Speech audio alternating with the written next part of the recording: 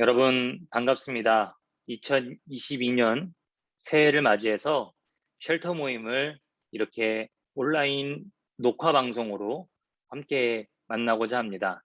왜냐하면 우리 쉘터 모임 자체가 오프라인에서의 갖고 있는 장점들을 온라인에서 충분히 살릴 수 없어서 온라인을 통해서 우리에게 주어진 하나님의 말씀을 우리가 함께 묵상하고 또 여러분들의 묵상에 도움이 될 수 있는 간단한 묵상 도우미 정도로 우리 쉘터 모임을 조금 더 이렇게 국한시키고 축소시킵니다. 다만 오프라인 때 우리 쉘터 모임에서는 다양한 질문들이 오고 가고 우리가 갖고 있는 성경에 대한 질문들이나 또 우리가 신앙에 대해서 갖고 있었던 여러 가지 궁금증들을 같이 자유롭게 이야기하면서 함께 우리 믿음의 길에 믿음의 여정에 답을 찾아가는 시간들로 잡고 있습니다. 여러분들이 시간이 안 돼서 온라인으로만 우리 청년부에 함께 묵상을 나눠도 좋겠지만 가급적 우리가 함께 얼굴을 맞대고 또 꼭 마스크 쓰고 우리가 함께 하나님의 말씀을 더욱더 풍성하게 만들어가는 시간들을 함께 2022년도에 가졌으면 좋겠습니다. 그렇게 2022년 새롭게 바뀐 우리 쉘터 모임 첫 번째 시간, 우리 사무엘상 1장의 말씀을 가지고 시작하도록 하겠습니다.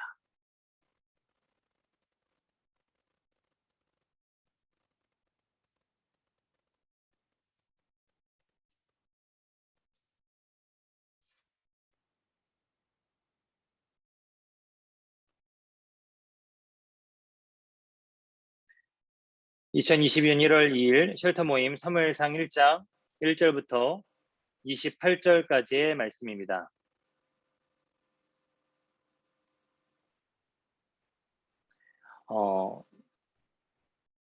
사무엘상 1장 1절부터 28절까지의 말씀, 여러분들은 여러분들의 소리로, 저는 제가 읽도록 하겠습니다. 세 번역입니다. 에브라임 지파에 속한 수베 자손 엘가나라는 사람이 에브라임의 산간 지방에 있는 라마다임에 살고 있었다. 그의 아버지는 여로함이고 할아버지는 엘리후이고 그 윗대는 도우이고 그 윗대는 수비다. 엘가나에게는 두 아내가 있었는데 한 아내의 이름은 한나요, 또 한 아내의 이름은 브닌나였다. 브닌나에게는 자녀들이 있었지만 한나에게는 자녀가 하나도 없었다. 엘가나는 매년 한 번씩 자기가 사는 성읍에서 실로로 올라가서 만군의 주님께 경배하며 제사를 드렸다. 그곳에서 엘리의 두 아들인 홈니와 비느하스가 주님의 제사장으로 있었다. 엘가나는 제사를 드리고 나서는 늘 아내 브닌나와 그가 낳은 모든 아들, 딸들에게 제물을 각각 한 몫씩 나누어 주곤 하였다. 그러나 한나에게는 두 몫을 주었다. 비록 주님께서 한나의 태를 닫아 놓으셨지만 엘가나는 한나를 사랑하였다. 주님께서 한나의 태를 닫아 놓으셨으므로 그의 적수인 브닌나는 한나를 괴롭히고 업신여겼다. 이런 일이 매년 거듭되었다. 한나가 주님의 집으로 올라갈 때마다 브닌나가 한나의 마음을 그렇게 괴롭혔으므로 한나는 울기만 하고 아무것도 먹지 않았다. 그럴 때마다 남편 엘가나가 한나를 위로하였다. 여보, 왜 울기만 하오? 왜 먹지 않으려 하오? 왜 늘 그렇게 슬퍼만 하는 거요? 당신이 10 아들을 두었다고 해도 내가 당신에게 하는 만큼 하겠소? 한 번은 엘가나 일행이 실로에 있는 주님의 집에서 음식을 먹고 마신 뒤에 한나가 일어나서 자리를 떴다. 그때 제사장 엘리는 주님의 성전 문설주 곁에 있는 의자에 앉아 있었다. 한나는 괴로운 마음으로 주님께 나아가 흐느껴 울면서 기도하였다. 한나는 서원하며 아뢰었다. 만군의 주님, 주님께서 주님의 종의 이 비천한 모습을 참으로 불쌍히 보시고 저를 기억하셔서 주님의 종을 잊지 않으시고 이 종에게 아들을 하나 허락하여 주시면 저는 그 아이의 한평생을 주님께 바치고 삭도를 그의 머리에 대지 않도록 하겠습니다. 한나가 주님 앞에서 계속 기도를 드리고 있는 동안에 엘리는 한나의 입술을 지켜보고 있었다. 한나가 마음속으로만 기도를 드리고 있었으므로 입술만 움직이고 소리는 내지 않았다. 그러므로 엘리는 한나가 술에 취한 줄로 생각하고 그를 꾸짖었다. 언제까지 술에 취해 있을 것이오? 포도주를 끊으시오. 한나가 대답하였다. 제사장님, 저는 술에 취한 것이 아닙니다. 포도주나 독한 술을 마신 것이 아닙니다. 다만 슬픈 마음을 가눌 길이 없어서 저의 마음을 주님 앞에 쏟아 놓았을 뿐입니다. 이 종을 나쁜 여자로 여기지 마시기 바랍니다. 너무나도 원통하고 괴로워서 이처럼 기도를 드리고 있습니다. 그러자 엘리가 말하였다. 그렇다면 평안한 마음으로 돌아가시오. 이스라엘의 하나님이 그대가 간구한 것을 이루어 주실 것이오. 한나가 대답하였다. 제사장님, 이 종을 좋게 보아주시기 바랍니다. 한나는 그 길로 가서 음식을 먹었다. 그리고 다시는 얼굴에 슬픈 기색을 띠지 않았다. 다음 날 아침 그들은 일찍 일어나 주님께 경배를 드리고 나서 라마에 있는 집으로 돌아왔다. 엘가나가 아내 한나와 동침하니 주님께서 한나를 기억하여 주셨다. 한나가 임신을 하고 다리 차서 아들을 낳았다. 한나는 주님께 구하여 얻은 아들이라고 하여 그 아이의 이름을 사무엘이라고 지었다. 남편 엘가나가 자기의 온 가족을 데리고 주님께 매년 제사와 서원 제사를 드리러 올라갈 때가 되었을 때에 한나는 함께 올라가지 않고 자기 남편에게 이렇게 말하였다. 나는 아이가 젖을 뗄 때까지 기다렸다가 젖을 뗀 다음에 아이를 주님의 집으로 데리고 올라가서 주님을 뵙게 하고 아이가 평생 그곳에 머물러 있게 하려고 합니다. 나는 그 아이를 평생 나실 사람으로 바치겠습니다. 남편 엘가나가 그에게 대답하였다. 당신 생각에 그것이 좋으면 그렇게 하시오. 그 아이가 젖을 뗄 때까지 집에 있으시오. 주님께서 당신의 말대로 이루어 주시기를 바라오. 그래서 그의 아내는 아들이 젖을 뗄 때까지 집에 머무르면서 아이를 길렀다. 마침내 아이가 젖을 때니 한나는 아이를 데리고 3년 된 수소 한 마리를 끌고 밀가루 한 에바와 포도주 든 가죽 부대 하나를 가지고 실로로 올라갔다. 한나는 어린 사무엘을 데리고 실로에 있는 주님의 집으로 갔다. 그들이 수소를 잡고 나서 그 아이를 엘리에게 데리고 갔다. 한나가 엘리에게 말하였다. 제사장님 나를 기억하시겠습니까? 내가 주님께 기도를 드리려고 이곳에 와서 제사장님과 함께 서 있던 바로 그 여자입니다. 아이를 낳게 해달라고 기도하였는데 주님께서 내가 간구한 것을 이루어 주셨습니다. 그래서 나도 이 아이를 주님께 바칩니다. 이 아이의 한평생을 주님께 바칩니다. 그런 다음에 그들은 거기서 주님께 경배하였다. 아멘. 여러분, 말씀을 읽을 때 있잖아요. 묵상할 때 소리 내어 읽는 것이 굉장히 중요합니다. 소리 내어 읽고 반복적으로 읽고 또 정말 낯설게도 읽어보고 꼼꼼하게도 읽어보면서 이 말씀 속에 담겨진 하나님의 우리를 향한 뜻하심 그리고 하나님의 분명한 계획들을 우리가 묵상을 통해 발견할 수 있을 거라 기대합니다.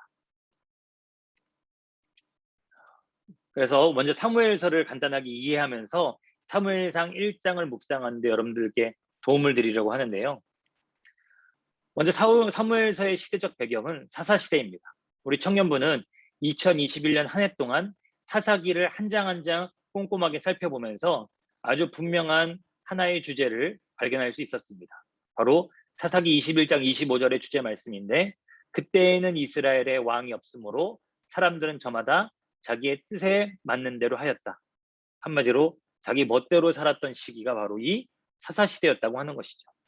하나님의 다스림을 벗어난 시대, 하나님의 다스림을 외면한 시대가 얼마나 끔찍하고 잔혹했는지 사사시대는 아주 분명하게 보여주고 있습니다.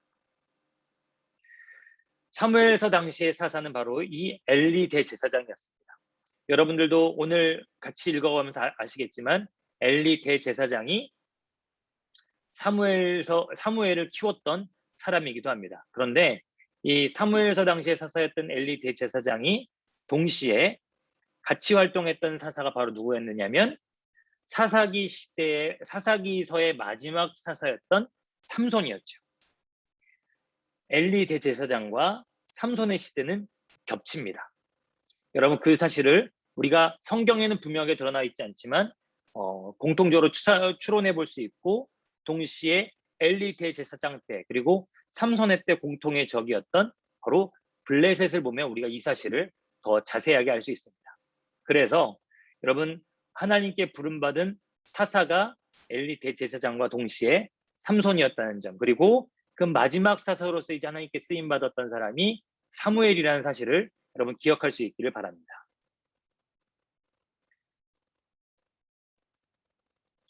이 블레셋에서 지배받고 있었던 상황, 이 40년간 이들이 지배를 받고 있었는데요. 처음으로 사사기의 영적 악순환의 사이클이 깨진 시대가 바로 이 엘리 대제사장 그리고 삼손이 사사로 부름받았던 시기입니다. 이 그림을 보시면요. 이스라엘 백성들은 사사기 내내 이런 영적 악순환을 계속해서 반복하는데 죄를 짓고 죄를 지은 대가로 하나님께서 다른 민족의 침략을 허락하셔서 다른 민족의 압제를 당하게 됩니다. 그리고 압제를 당하고 난 백성들은 하나님께 비로소 간구하게 되고 하나님께서 그들을 불쌍히 여기셔서 사사를 보내셔서 구원합니다. 구원해서 그 사사가 다스리는 동안에는 한동안 평안하다가 그 사사가 죽고 나서 다시 하나님의 은혜를 망각하고 다시 죄로 빨려들게 되는 그런 영적 악순환의 사이클을 반복하고 있는 거죠. 마치 우리가 반복적인 죄악을 저지르는 것처럼 사사기의 이스라엘 백성들도 그런 모습을 동일하게 보이고 있었던 겁니다.